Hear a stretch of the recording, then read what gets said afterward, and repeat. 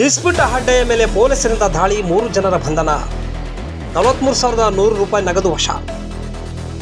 ಚಳ್ಳಕೆರೆ ತಾಲೂಕಿನ ಬುಡ್ನಹಟ್ಟಿ ಗ್ರಾಮದ ಸಾರ್ವಜನಿಕ ಸ್ಥಳದಲ್ಲಿ ಗುಂಪು ಕಟ್ಟಿಕೊಂಡು ಇಸ್ಪಿಟ್ ಹಾಡ್ತಾರೆ ಎನ್ನುವ ಖಚಿತ ಮಾಹಿತಿ ಮೇರೆಗೆ ಚಳ್ಳಕೆರೆ ಡಿವೈಎಸ್ಪಿ ಟಿ.ವಿ. ರಾಜಣ್ಣ ಹಾಗೂ police sub inspector R F. Desai ಮಾರ್ಗದರ್ಶನದಲ್ಲಿ ಪಿಎಸ್ಐ ಧಾರಪ್ಪ ಬಾಳಪ್ಪ ದೊಡ್ಡಮನಿ ನೇತೃತ್ವದ ತಂಡ ತಾಲೂಕಿನ ಬುಡ್ನಹಟ್ಟಿ ನೀರಿನ ಟ್ಯಾಂಕ್ ಸಮೀಪ ಇಸ್ಪಿಟ್ ಆಟದಲ್ಲಿ ತೊಡಗಿದ್ದ ಅಡ್ಡೆಯ ಮೇಲೆ ದಾಳಿ ಮಾಡಿ 3 ಜನರನ್ನು ಬಂಧಿಸಿ ಅವರಿಂದ ಸುಮಾರು 43,100 ರೂಪಾಯಿ ನಗದು ಹಣವನ್ನು ವಶಕ್ಕೆ ಪಡೆದು ಪ್ರಕರಣವನ್ನು ದಾಖಲಿಸಿಕೊಂಡಿದ್ದಾರೆ.